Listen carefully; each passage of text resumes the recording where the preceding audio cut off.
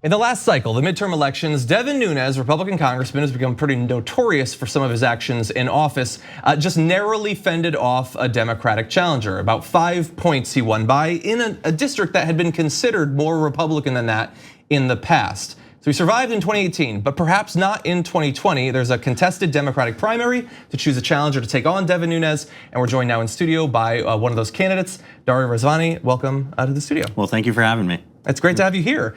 So I'd like to get to know you and your district a little bit as well. So what's your background before running? So a little bit about me. I'm a small business owner in Fresno. I started an automotive repair business when I was 19 with my father. Oh, wow. I ended up taking full responsibility of it after he passed away from stage 4 lung cancer.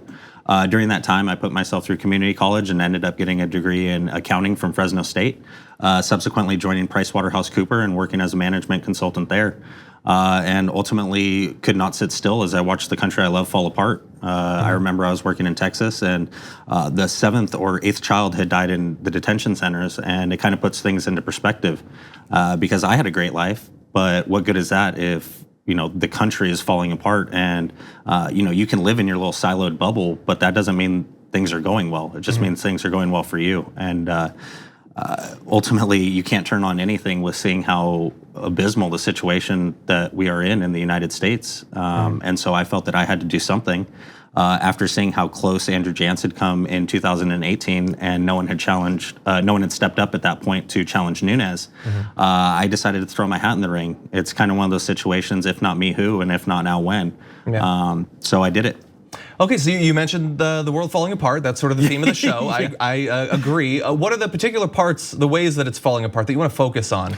Like we'll get to Devin Nunes, but in your primary battle, how are you going to differentiate yourself? What are the issues you're going to focus on? So I'll say there's 4 things. The first, everyone's focusing on immigration reform. I mean, the things that are happening at the southern border are absolutely abysmal. The difference is, everyone is just saying it's bad. What are we going to do, right? My answer to that is we need to allocate more resources to judges and administration. We need these asylum seekers to actually be given their due process as opposed to just being packed into cages like sardines. The next thing being climate change, environmental justice specifically. I actually am doing a video next month with Keyshawn White, the Clean Air Project in Fresno, that highlights the exact injustices that are happening. We put our factories in low-income areas, and because of that, the air quality is about 4 times worse in Fresno in the southwest part of it, and because of that, we have a higher asthma rate in that area. And then we have, Medicare for all. I mean, we have a broken healthcare system.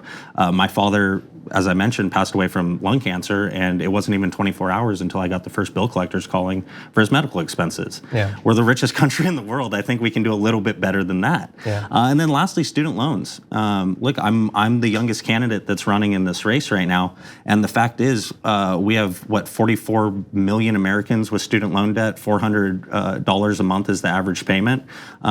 Forgiving that stimulates the economy with about $17 billion annually.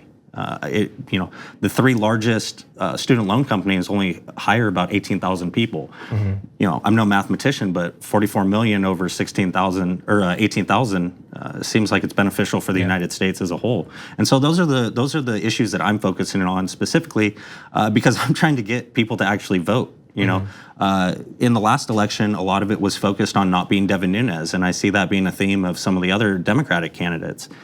We saw it in 2016. Not being the other guy just doesn't work. At a certain point, you have to get people out to vote. And specifically in District 22, we have a lot of impoverished areas that these smaller farm towns of 5 to 15,000 people, they don't really care if you're a Democrat or Republican. You're not listening to them. And so you have to meet people where they are and actually give them a reason to come out and vote. Well, let's talk about the other guy, though, because I am curious about Devin Nunes. He's been an extremely visible Republican when it comes to the national stage. But in the district, how visible has he been, and what is the kind of general consensus around him as a representative? So there is a lot of discontent with him, particularly around the issue of water. I think he picked it up a little bit because Jantz came so close. I believe there were about 5 or 6 bills that all of a sudden got streamlined through when things got a little bit tighter. But ultimately, he just dropped the lawsuit, but he was suing 4 of our constituents for trying to change his designation on the ballot, and 2 of which I consider pretty close friends. One's a librarian. I mean, As someone who is a representative of the United States, to be doing these kind of pedantic, childish, sophomoric actions, he has no place in the government. And regardless of Republican or Democrat, he's an embarrassment to our community. Yeah. I don't know, childish sophomoric action seems pretty in vogue in the US government right now. Yeah, take a look at our weather maps. So I did want to ask you, we're very interested here in primary challenges and how the Democratic establishment deals with certain candidates. So one of your opponents, Phil Arballo, has said that he's been in contact with the DCCC. Have you been contacted by either the DCCC, the DNC, any organization? I had preliminary discussions when I first started the run. Just, hello, this is who I am. But other than that, we have not really been in communication. I'm trying to win a race, so. Okay. So not talking to the DCCC is the way to go? Well, I don't know about that, but I know that talking to my constituents is a lot more important than talking to the establishment, so. And sort of related to that, it's one of the things they get involved in. In terms of financing your campaign, what's your philosophy? I mean, it's got to be grassroots. I'm not afraid of taking large dollar donations, but they can't have stipulations tied to them. Luckily, there is a large Middle Eastern community in the district, and I'm very close with them. So that has been a steady stream helping me out.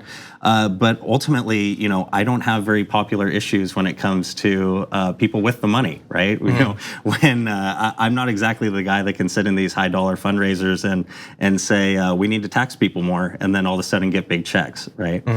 So my philosophy is I call people 6 to 8 hours a day.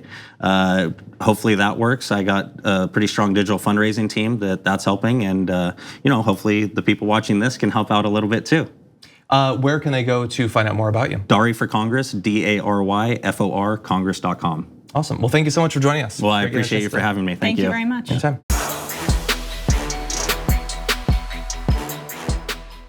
For more political news breakdowns, interviews, stories of activism, and me trying my hardest to care about the occasional big celebrity news story, subscribe to our YouTube channel at youtube.com/The Damage Report. And you can ring the bell wherever it is so you don't miss anything.